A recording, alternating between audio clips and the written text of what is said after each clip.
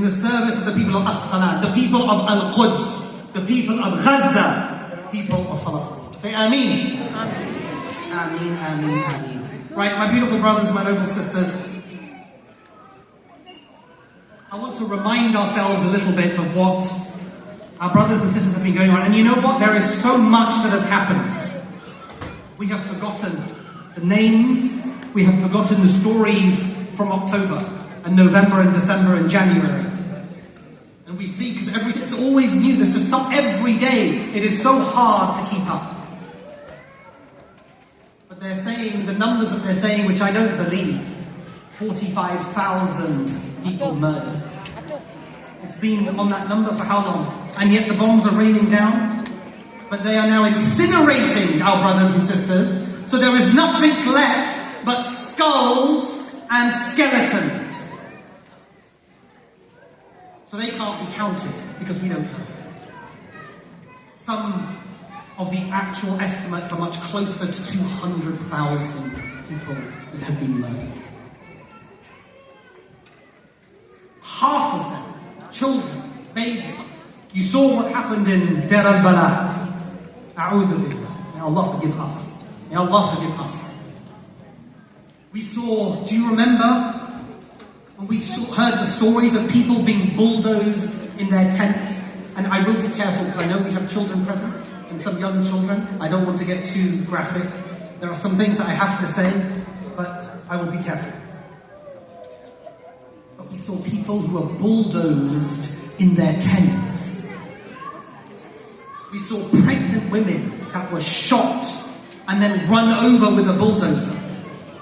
We saw women and children executed while hiding in schools.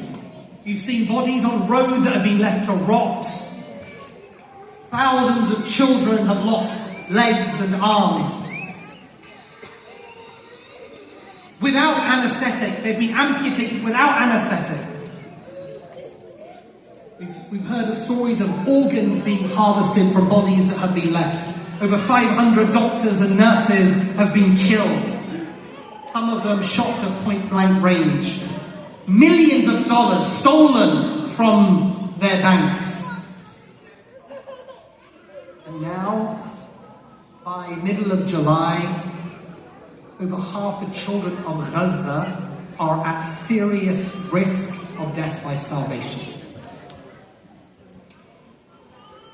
We saw the picture, again I don't want to be too explicit, you all know what I'm talking about, the child that was held up after the massacre at camp last week, or we lost track of time.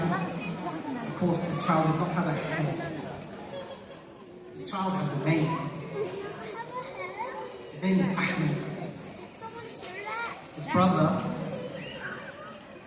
Muhammad, 13 years old. He said he loved playing and he was so cute when he would play, and he loved jumping on the trampoline. He said, I miss him.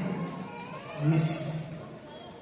He was only 1.5 years old and he was killed. We heard stories from journalists of a young boy that went into a fiery tent that was on fire to go and save his mother. Never made it out. When they found them both, they were holding each other, but it was just their charred remains. Back in January, our brother Mu'taz, who all of you will know, he needs no introduction, he said this. He said, the war has entered its 4th month. We're in the 8th month now. And whoever did not die from war now dies in the street homeless 100 times a day.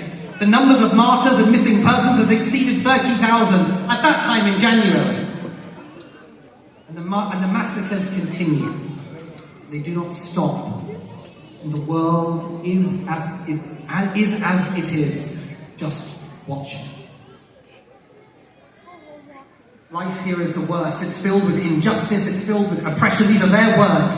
It's filled with hunger and psychological pressure. I would trade my entire life for one meal. One meal. I would trade my entire life for one meal. Or just to return to the corner of my house, my warm home, that chair that I would sit in I would give my life just to have a moment in that chair again. These are their words. I'm going to play you a short